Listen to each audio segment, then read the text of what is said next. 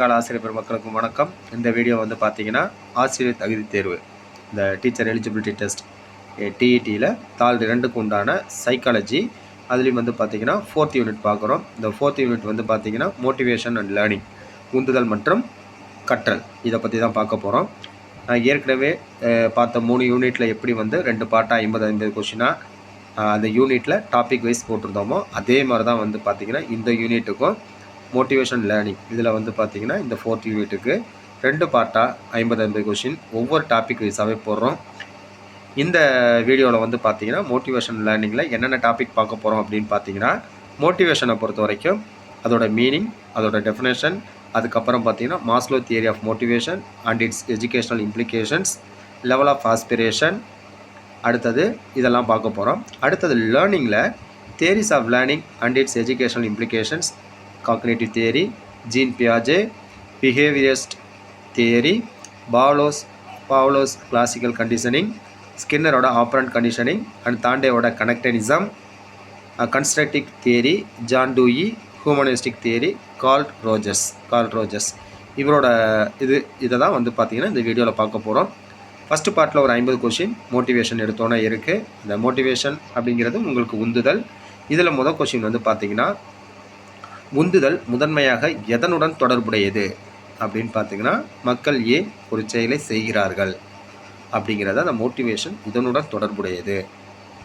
Y people do what they do, இந்த விஷயத்துக்காக தான் வந்து பார்த்தீங்கன்னா ஒரு மோட்டிவேஷன் முதன்மையாக தொடர்புடையது. அடுத்து, கற்றவரை தூண்டும், வழி நடத்தும் மற்றும் நடத்தையை பராமரிக்கும் ஒரு உள்ளார்ந்த நிலை எது? உந்துதல், மோட்டிவேஷன். அடுத்தது, மாஸ்லோவின் படி அவரது படிநிலையின் அடிப்படையான தேவைகள் யாவை? உடலியல் தேவைகள். Option C. அடுத்தது 4th கொஷின், மாஸ்லோவின் படிநிலை தேவைகளின் கோட்பாட்டில் பசி, தாகம் மற்றும் உறக்கம் ஆகியவை எந்த வகையின் கீழ் வருகின்றன? இதுவும் உடலியல் தேவைகள். மாஸ்லோவின் படி மாணவர்களுக்கு முதலில் பூர்த்தி செய்யப்பட வேண்டிய தேவைகள் எவை? உடலியல் மற்றும் பாதுகாப்பு. Option B. அடுத்து, பாதுகாப்பு தேவைகளுக்கு ஒரு உதாரணம் என்ன அப்படின்னு பார்த்தீங்கன்னா, ஒரு பாதுகாப்பான மற்றும் நிலையான சூழலை கொண்டிருத்தல், செக்யூர் அண்ட் ஸ்டேபிள் என்விரான்மெண்ட். அடுத்து, ஒரு மாணவர் வகுப்பில் ஏற்றுக்கொள்ளப்படுவதையும் தனது சகாக்களுடன் நல்லுறவு கொண்டிருப்பதையும் நாடினால் அவர் மாஸ்லோவின் எந்த தேவையை பூர்த்தி செய்ய முயற்சிக்கிறார்? அன்பு மற்றும் சேரும் தேவைகள். அடுத்து, மாஸ்லோவின் படி சுய நிறைவு என்பது எதை குறிக்கிறது? ஒருவரின் முழு திறனை அடைவது, அச்சீவிங் ஒன்ஸ் ஃபுல் பொட்டன்ஷியல். கல்வியில் மாஸ்லோவின் கோட்பாட்டின் முக்கிய பங்கு என்ன? மாணவர்களின் தேவைகளை ஒரு படிநிலையாக கருதுவது.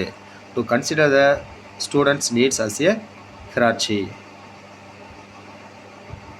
மாணவர்களால் சவால் செய்யப்பட வேண்டும் மற்றும் அர்த்தமுள்ள கற்றல் அனுபவங்களை வழங்கப்பட வேண்டும் என்ற மாஸ்லோவின் கருத்து எந்த தேவைக்கு உதாரணமாகும்?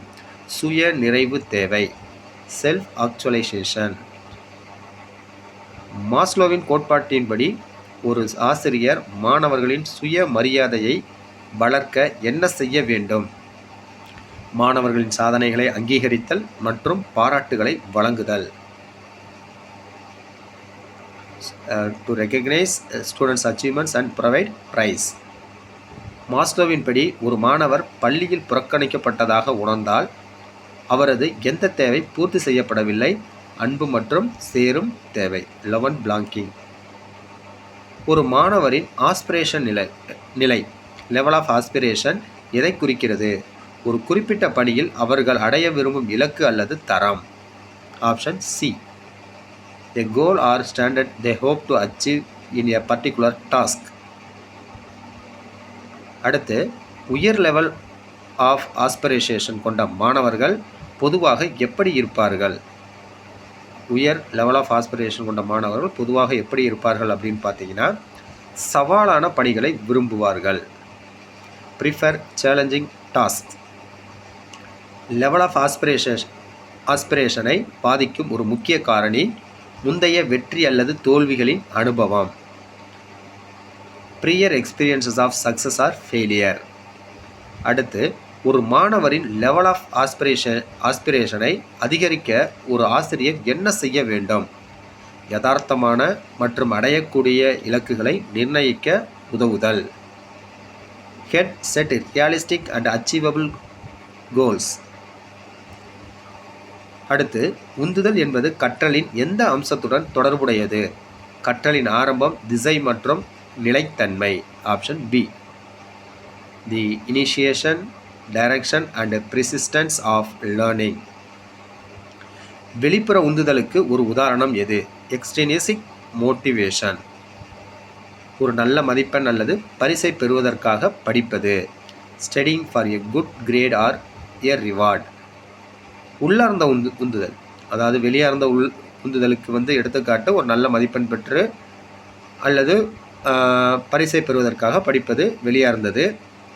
இதே உள்ளார்ந்த உந்துதல் இன்ஸ்ட்ரின்சிக் மோட்டிவேஷன் அப்படிங்கிறது எதுக்கு உதாரணம் அப்படின்னு பார்த்தீங்கன்னா, ஒரு பாடத்தை பற்றி மேலும் அறிய ஆர்வம் காரணமாக படிப்பது. ஏதாவது ஒரு ப்ரைஸுக்காக படிக்கிறது வெளியார்ந்த உந்துதல். அதே பார்த்தீங்கன்னா, அந்த பாடத்தை பற்றி நல்ல ஒரு ஆர்வத்தின் காரணமாக படிப்பதுங்கிறது உள்ளார்ந்த motivation.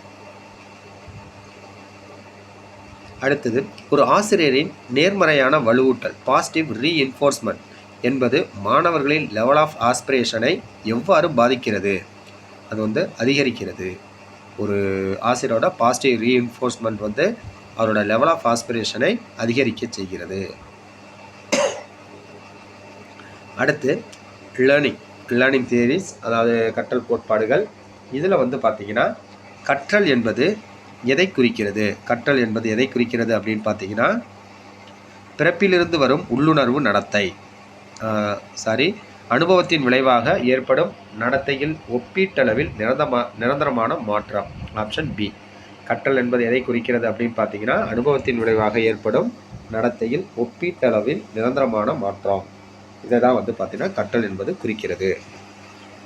Learning refer to a relatively permanent change in behavior as a result of experience. அறிவாற்றல் கோட்பாடுகளின் முக்கிய கவனம் என்ன? காக்னிட்டிவ் தியரிஸ், இதோட முக்கிய கோட்பாடு என்ன அப்படின்னு பார்த்தீங்கன்னா, மன செயல்முறைகள் மற்றும் புரிதல், மென்டல் ப்ராசஸ் அண்ட் அண்டர்ஸ்டாண்டிங். அடுத்து, பியாஜேயின் அறிவாற்றல் வளர்ச்சி கோட்பாட்டின் மைய கருத்து என்ன? செயலில் உள்ள கற்றவர் மற்றும் வளர்ச்சி நிலைகள். Option B. அடுத்து, பியாஜேவின் கூற்றுப்படி ஒரு குழந்தை தகவலை எவ்வாறு புரிந்து கொள்கிறது மற்றும் விளக்குகிறது என்பதற்கான மன அமைப்பு ஸ்கீமா. Option C. அடுத்து, பியாஜேவின் கூற்றுப்படி புதிய தகவல்களை தற்போதுள்ள ஸ்கீமாக்களுடன் இணைக்கும் செயல்முறை என்ன? உள்ளீர்ப்பு, அசிமிலேஷன். அடுத்து, பியாஜேவின் கூற்றுப்படி புதிய தகவலுக்கு ஏற்றவாறு ஸ்கீமாக்களை மாற்றியமைக்கும் செயல்முறை என்ன? தகவமைத்தல், அக்காமடேஷன். பியாஜேவின் அறிவாற்றல் வளர்ச்சி நிலைகளில் முதல் நிலை எது? முதல் நிலை பார்த்தீங்கன்னா ஆப்ஷன் பி, புலன் இயங்கு நிலை. Option B, sensory motor stage. பியாஜேவோட அறிவாற்றல் வளர்ச்சி நிலையில் முதல் நிலை sensory motor stage. Option B. பியாஜேவின் எந்த நிலையில் பொருள் நிலைப்புத்தன்மை ஆப்ஜெக்ட் பெர்மனன்ஸ் உருவாகிறது? புலன் இயங்கு நிலை sensory motor stage. Option B. குழந்தைகள் குறியீட்டு சிந்தனை மற்றும் பாசாங்கு விளையாட்டு ஆகியவற்றில் ஈடுபடும் பியாஜேவின் நிலை என்ன? குழந்தைகள் குறியீட்டு சிந்தனை மற்றும் பாசாங்கு விளையாட்டு ஆகியவற்றில் ஈடுபடும் பியாஜேவின் நிலை என்ன அப்படின்னு பார்த்தீங்கன்னா, புறநிலை செயலாக்க நிலை. Option B, pre operational stage. அடுத்து, ஒரு குழந்தை மற்றவர்களின் கண்ணோட்டத்தை புரிந்து கொள்ள இயலாது. பியாஜேயின் எந்த நிலையில் காணப்படுகிறது? குழந்தையானது மற்றவர்கள் கண்ணோட்டத்தை புரிந்து கொள்ளாது என்ற அந்த கோட்பாடானது பியாஜேயோட எந்த நிலையில் காணப்படுகிறது அப்படின்னு பார்த்தீங்கன்னா, புறநிலை செயலாக்க நிலை, ப்ரீ ஆப்ரேஷனல் ஸ்டேஜ். பியாஜேவின் எந்த நிலையில் குழந்தைகள் தர்க்க ரீதியாக சிந்திக்க முடியும், ஆனால் மூர்த்தமான பொருட்களுடன் மட்டுமே? மூர்த்தமான அப்படிங்கிறது கான்கிரீட், மூர்த்த செயல்பாட்டு நிலை, கான்கிரீட் ஆப்ரேஷனல் ஸ்டேஜ். அடுத்து, பாதுகாப்பு பற்றிய புரிதல், அதாவது ஒரு பொருளின் அளவு வடிவம் மாறினாலும் மாறாது என்ற புரிதல் பியாஜேயின் எந்த நிலையில் உருவாகுகிறது? மூர்த்த செயல்பாடு நிலை. Option B concrete operational stage. அடுத்து பியாஜேவின் எந்த நிலையில் பெரியவர்கள் மற்றும் இளம் பருவத்தினர் சுருக்கமான சிந்தனை அப்ஸ்ட்ராக்ட் திங்கிங், கருதுகோள் கழித்தல் பகுத்தறிவு, ஹைப்போதெட்டிக் டிடக்டிவ் ரீசனிங் ஆகியவற்றில் ஈடுபடுகிறார்கள்? முறையான செயல்பாட்டு நிலை ஃபார்மல் ஆபரேஷனல் ஸ்டேஜ். அடுத்து கல்வியில் பியாஜேயின் கோட்பாட்டின் முக்கிய பங்கு என்ன? குழந்தை மைய கற்றலை ஊக்குவிப்பது மற்றும் வளர்ச்சிக்கு ஏற்ப கற்பித்தல். To promote child centred learning and developmentally appropriate instruction. Option B. அறிவாற்றல் வளர்ச்சிக்கு குழந்தைகள் தங்கள் சூழலுடன் செயலில் தொடர்பு கொள்ள வேண்டும் என்று எந்த கோட்பாடு வலியுறுத்துகிறது? பியாஜேயின் அறிவாற்றல் கோட்பாடு. பியாஜே காக்னிட்டிவ் தியரி. அடுத்து நடத்தை கோட்பாடுகளின் முக்கிய கவனம் என்ன? பிஹேவியரிஸ்ட் தியரிஸ் இதோட முக்கிய கவனம் என்ன அப்படின்னு பார்த்தீங்கன்னா, அவதானிக்கக்கூடிய நடத்தைகள் மற்றும் தூண்டுதல் பதில் இணைப்புகள். Option B. Observable behaviours and stimulus response connections. பாவ்லோவின் கிளாசிக்கல் கண்டிஷனிங் எதனுடன் தொடர்புடையது? தன்னிச்சையான பிரதிபலிப்பு நடத்தைகள். Involuntary reflexive behaviours. அடுத்து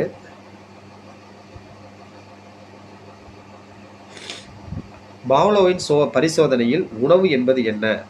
நிபந்தனையற்ற தூண்டுதல் அன்கண்டிஷனல் ஸ்டிமுலஸ். பாவ்லோவின் பரிசோதனையில் மணியோசை என்பது என்ன? நிபந்தனை தூண்டுதல் கண்டிஷனல் ஸ்டிமுலஸ்.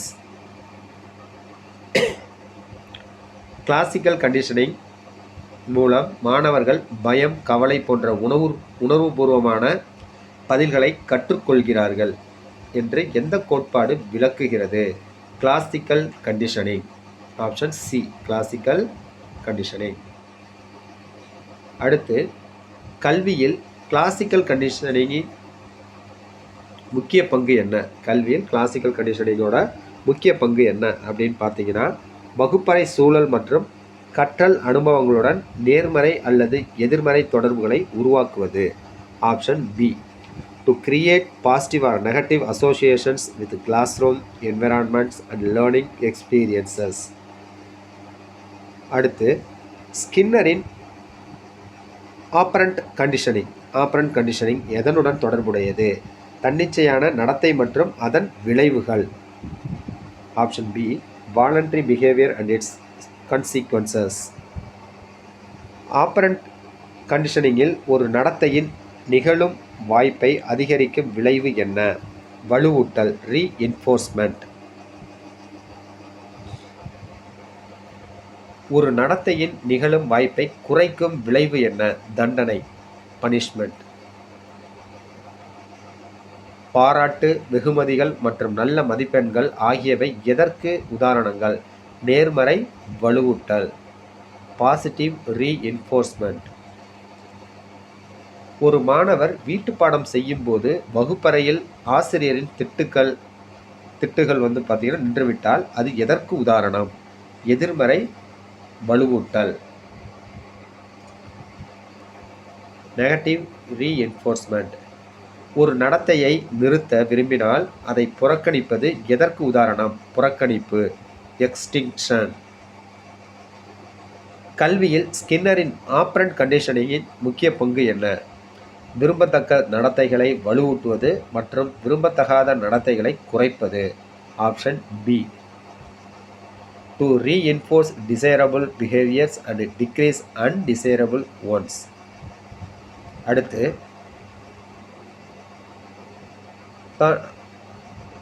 தாண்டேயின் இணைப்புவாதம் எதனுடன் தொடர்புடையது? முயற்சி மற்றும் பிழை கற்றல் ட்ரையல் அண்ட் எரர் லேர்னிங்.